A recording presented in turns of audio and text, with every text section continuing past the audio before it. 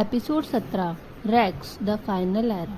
बहुत समय पहले जब धरती पर इंसानों का नामो निशान नहीं था, एक विशाल जंगल और ज्वालामुखी से भरी दुनिया में डायनासोर राज किया करते थे। यह अंतिम युग था, एक ऐसा समय जब पृथ्वी पर सब कुछ बदलने वाला था। स्काई फायर्स, एक विशाल उल्का जो अंतरिक्ष से धरती की ओर बढ़ रहा था। कहानी की शुरुआत एक दिन ज़ारा को एक सपना आया। वह देखती है कि एक विशाल आग का गोला आसमान से धरती की ओर बढ़ रहा है। वह समझ जाती है कि कुछ गलत होने वाला है, दुनिया का अंत हो सकता है। वह तुरंत रैक्स के पास जाती है। ज़ारा कहती है, रैक्स, कुछ भयानक होने वाला है, हमें सबको तैयार रहना चाहिए।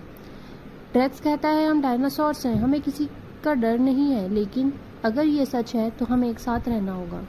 जब रैक्स अभी झुंड को एक साथ लाने की कोशिश करता है, थॉर्न उसका विरोध करता है। थॉर्न कहता है, मुझे किसी की ज़रूरत नहीं, मैं अकेला ही सब पर राज कर सकता हूँ। थॉर्न अपने अनुयायियों के साथ युद्ध छेड़ देता है। जंगल में आग लग जाती है, पहाड़ कांपते हैं और ज्वालामुखी धधक उठते हैं। उसी समय स्काई फायर, वह उल्का जो धरती की ओर तेजी से गिरता है। रैक्स और ज़ारा को समझ आता है कि उन सबको अब सुरक्षित जगह पर ले जाना होगा। एक बड़ी घाटी जिसे जीवन घाटी, वैली ऑफ लाइफ कहा जाता है, आखिरी उम्मीद थी, लेकिन वहां पहुंचने के लिए थॉर्न से अंतिम लड़ाई जरूरी थी। रैक्स और थॉर्न के बीच भीषण युद्ध हुआ। थॉर्न हार जाता है, लेकिन रैक्स भी बुरी तरह घायल हो जाता है।